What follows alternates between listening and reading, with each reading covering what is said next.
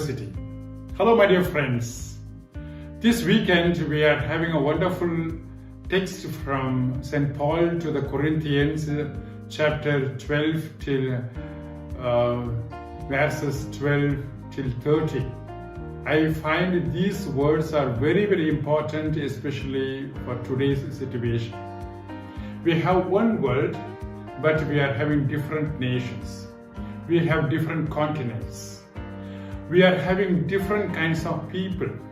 We have different kinds of languages, customs and cultures. Very often, my dear friends, we tend to be opponent to others. Especially we have very many religions, and the religions have a capacity to fight with each other because they think that they are different, they are better, they are unique. Of course, in their own thoughts and philosophy and theology, they can be unique. But at the same time, everybody should know that he or she cannot live without the other person. Every nation should think that it cannot go ahead without the other nations. For example, globalization is one of the fruits of oneness. Of course, the rich countries misuse the poor countries with regard to the globalization. That is also not good. But at the same time, the oneness of human beings, oneness of this whole universe is a very important point which every human being should understand.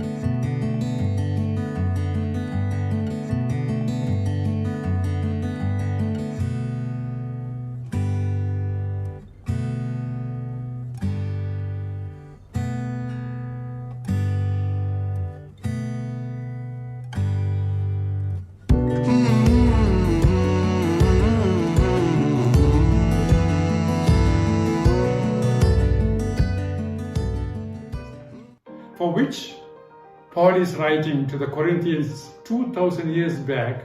He is having a very good analogy how he is describing that oneness has to be prevailing in the society.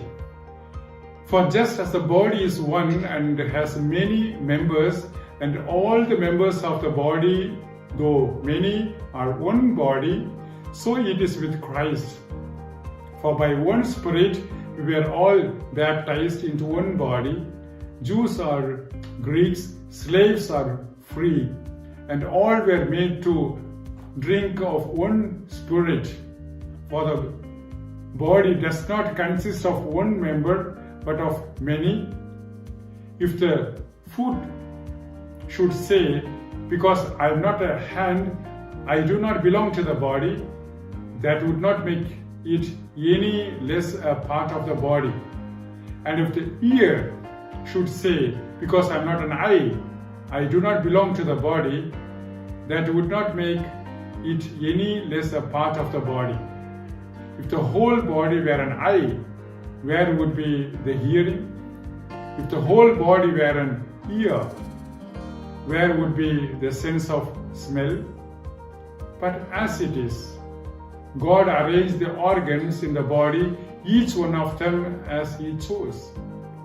If all were a single organ, where would the body be? As it is, there are many parts, yet one body.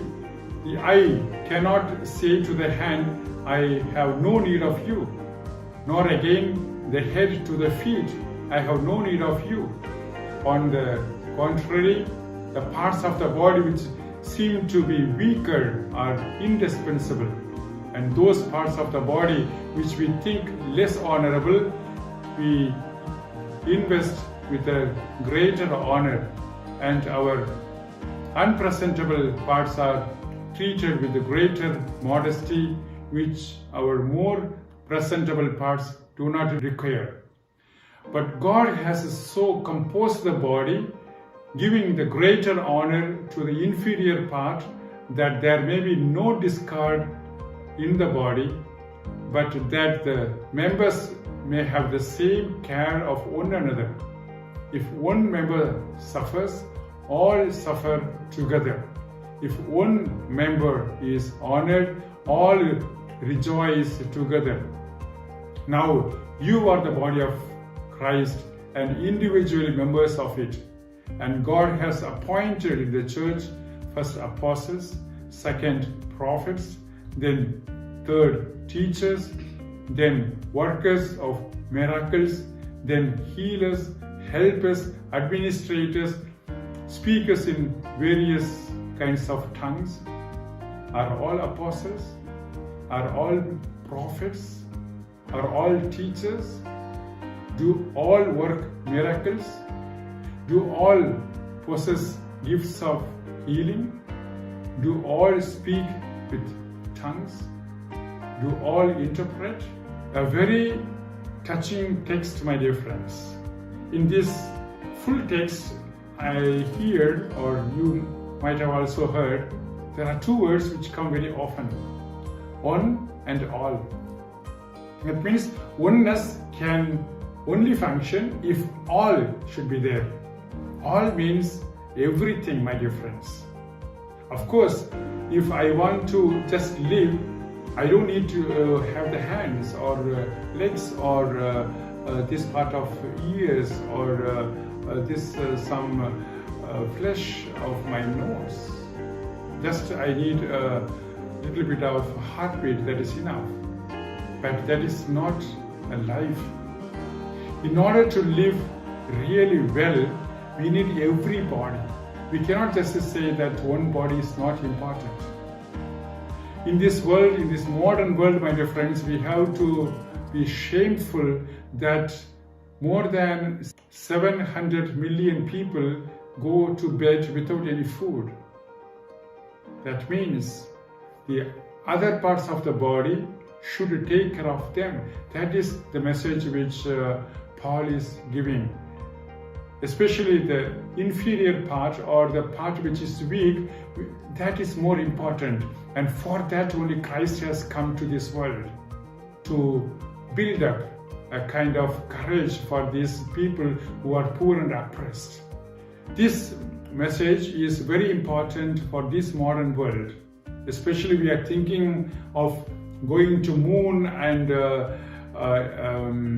taking some flights to some other places and planets and everything.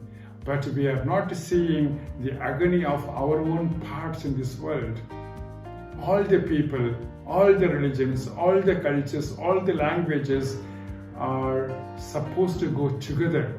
That is the vision of Jesus. So let us try this vision of Jesus in the coming week to work out.